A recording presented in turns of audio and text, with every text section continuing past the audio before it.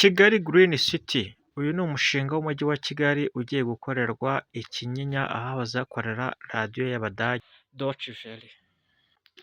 Wowe tubonye ari ubwa mbere nguhaye ikaze kandi nkwifurije ibihe byiza, nimba utarakora subscribe ukora subscribe kugira ngo tuzajye tubasha kubana mu bindi biganiro byacu bya buri munsi. Nimba utamerewe neza nakubwira ngo ihangane, kandi nawe nimba umeze neza ushimire Imana ko umeze neza. Umujyi wa Kigali wamuritse igishushanyo mbonera cyiswe Green City Kinyinya. Uyu ni umushinga ugiye gukorera nk'uko nabivuze hariya hahoze radiyo y'Abadage.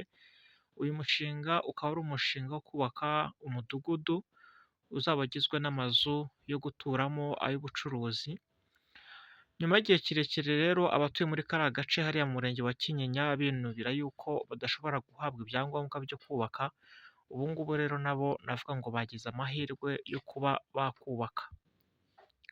Umujyi wa Kigali rero wasohoye igishushanyo cy'amazu agomba kubakwa hariya hantu, kandi buri muntu wese ubyifuza ni uko iyo nzu ashobora kugenda akayubaka, kuko ngo zizaba ari inzu ziciriritse ku buryo buri muntu wese azabasha kuyibonamo, yaba umukire yaba umukene, buri wese agomba kuhatura bikemera. Gusa aho bizatandukanira ni uko uzagenda wegera umuhanda uzajya ugenda utegekwa kubaka inzu yisumbuye ku zindi.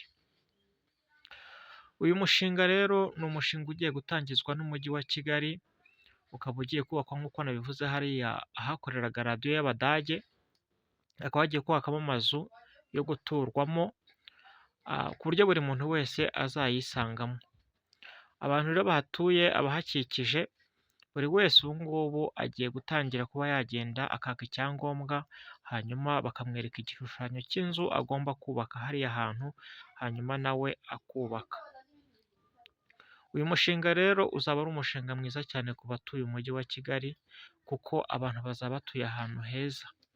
Uyu mushinga uzaba wubatswemo amazu abasha guhangana n'imihindagurikire y'ikirere, ku buryo byaba ari izuba cyangwa se ari igihe cy'imvura, iyo nzu uzajya uyibamo ukumva uratuje nta kibazo ufite.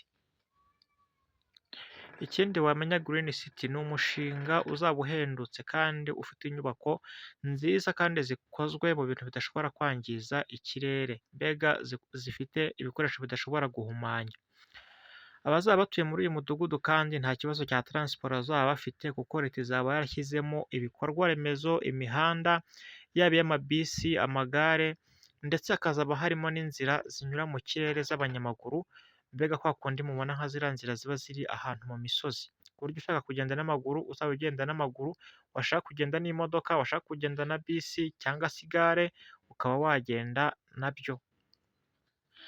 Ikindi hazaba harimo amashuri ay'inshuke, pirimeri, segonderi, ndetse hazaba harimo na kaminuza.